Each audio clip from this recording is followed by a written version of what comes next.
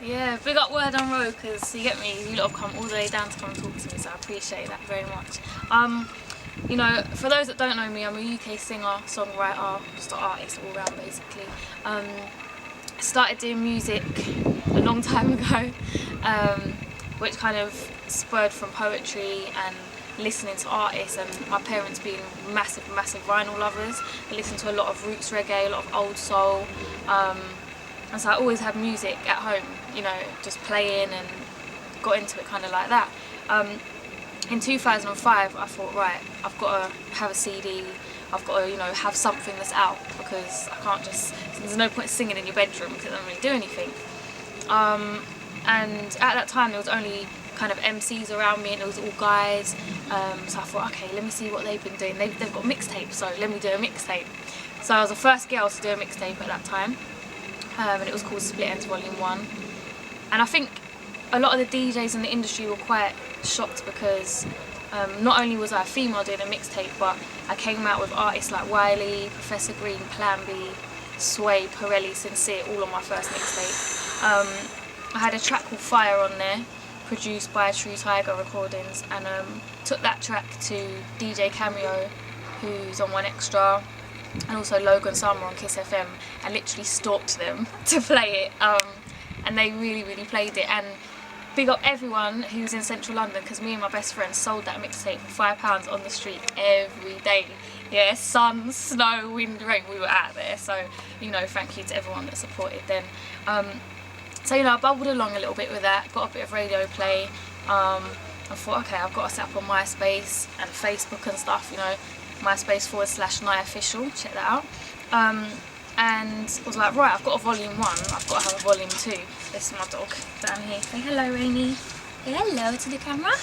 Yes. Alright, go on. So I thought, okay, I've got to do volume 2. Got in the studio, and got some really amazing features on there, again, from like Jeremy to Ghetto, to Maverick, Tension, a lot of up-and-coming artists as well, and then we've got some artists from up and down the country like Warrico, Ruckus. So, you know, I was repping everywhere, not just London, big up everywhere, the whole of the UK and beyond. Split Ends Volume 2 did quite well, went out in HMV, still available as well, HMV iTunes, you can get that. And I was like, right, I've got 2 CDs, but what do I kind of do next? And I had all these, like, all the press saying, yeah, she's the first lady of R&G, and you know, she's really repping for grime as a female, and that's the music I started on. So I started doing crazy shows, went on a tour around Africa, which was an amazing experience, and we went to Cameroon, Tanzania, Zanzibar, Uganda, Ethiopia, and Kenya, and did like a whole host of shows with a lot of African artists. It was about bringing UK and Africa together, and we did like the Commonwealth Conference in Uganda, so it was like, you know, we had stuff to say, so that was really an amazing thing. And then that kind of gave me a lot more confidence as an artist, to realise that, okay, it's not just UK or kind of even just the Western world, just, you know, feeling what I'm doing. It's like, if you can get another crowd that don't even speak your language to feel your music and your vibe, then I think that's really special. Yeah, music is the universal language, man. Definitely. Music and food. And so then I thought, right, okay, I've done that kind of thing, I want to do something different. So I supported Donald Jones in concert when he came over, Richie Spice as well. Shush, Rain, stop it. Just excited. And just, yeah, as I said, did a lot of gigs. From that, I then last year went on tour with a dance group, because I thought, right, this funky thing's kind of kicking off. Although I started on grime, I've always kind of had influences in my music from reggae, from soul, from pop, from everything really. And I went on this tour with the Count and Sinden, who had a really big track called Beeper. It's quite like, get me on my beeper, get me on my beeper. Anyway, so went on tour with them alongside Miss Brat, who's a UK spitter, really good, and Ears as well. He's a really cool guy, and we did all the festivals last year. So like, we did Glastonbury, we did Belgium Pukkelpop, we did Roskilde in Denmark, we went to Sweden, Paris, yeah, as I said, all over the UK and Europe as well. So that was like, you know, a really, really cool experience as well. Different kind of music, quite heavy dance. And you had like all these mad people just like in the mosh pits going crazy.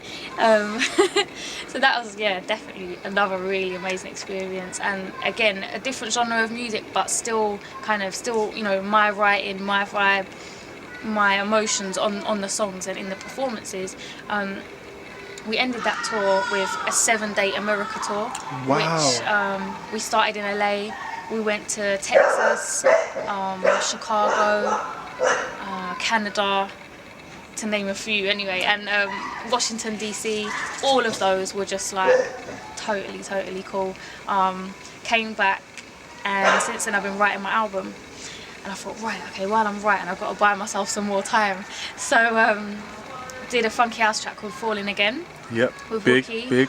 So that's kind of out in the clubs, bubbling along. A lot of people have been feeling that, especially kind of the older generation, more like 20 plus. 25s and ups, I've been really liking it. So I kind of thought, okay, right, I've got them covered. But you know, it's the kids that watch like Channel AKA Exactly, yeah. and all that will come and really support you. So I was like, right, I've got to do something for the kids. So I just featured on Ironic's album. Yeah. I'm on Chipmunk's new album. Wow, man. Yeah, just doing a bunch You're just putting in a features, really. lot of work right now. This is the word seriously. on road. People hearing what's going on tonight is working. She is over grinding. Trust me. Enough like... people talking about grinding and doing their thing need to really take note and listen to what Nai is saying now. She's humble. She's putting it down real. She's letting you know what it takes. So do you want to kind of go into a little bit more about what's going to be happening with your album? I mean, are you looking to do this as an independent thing, or are you looking to get it with a major? Well, I think there's pros and cons to being with a major, and then there's, you know, and from being independent as well. I think I'm not going to sit down and ever wait for a major label, and I wouldn't recommend anybody does that. But I think if a deal comes and it's right, then of course I'm going to sign it. If it's a thing where, you know, they don't really get what you're doing, I mean, like Dizzy, he's put out his own stuff on his own label, Dirty Stank, and you've got other little small independents that are doing their own thing, kind of more and more now. And I've actually got my own little company called Dream Juice. Okay. So I think, yeah, really, I'm not really stressed about it. You know, it's a different climate, isn't it? Definitely. Yeah. I think the artists have got a lot more power than what they used to, say, you know, 5, even 10 years ago. So yeah, I'm just working. I just do my music. You know, I've just been literally sacked my manager, so I've got no manager. So any good managers out there, holler at me. Just me and my lawyer, just rolling. That's the one, you know, now. And you see everybody right now, she mentioned the keyword lawyer. Enough people are going out there thinking it's all about just having a manager and or a little buzz on the roads, but people don't really understand when you're taking this thing seriously, you need a very good lawyer who can actually double up as a lot of things for you. So Definitely. do you want to maybe, I don't know, you don't need to go into detail, but do you want to drop a few points on the benefits of younger people trying to get into the scene with a little bit of cash flow going on? What's the benefits of having a lawyer? I just think it's like you know, all right, first of all, if you can't afford a lawyer, which, you know, a lot of people can't, fair enough, I think sign up to the Musicians Union. You get free legal advice, and there's lawyers there which are really top notch, but it's free. Do you know what I mean? All you do is pick up the phone, call them, and you can ask them anything, whether it's contracts. We've got Rain sniffing the camera. Whether it's contracts or, you know, just general advice. Even like, do they think something's beneficial? Rain, come on. She's eating you. Go on.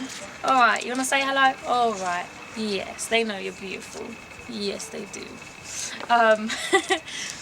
So yeah, I just think, like, for advice, for direction, even lawyers can do a lot of the same things that managers can do.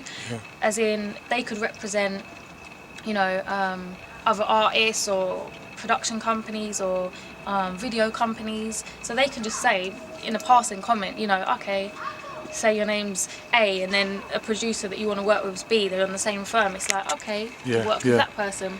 And I just think it also gives you, when you're going into labels or when labels call you in, a bit more weight behind you, just to say, oh yeah, I've got a manager, but it's like, actually they know they can't kind of mess with you on a legal front. Yeah, they need to come correct. yeah, the contracts have got to be legit. Yeah. And just stops you from getting ripped off, really. Yeah, basically it's something that's really essential. Definitely. You know.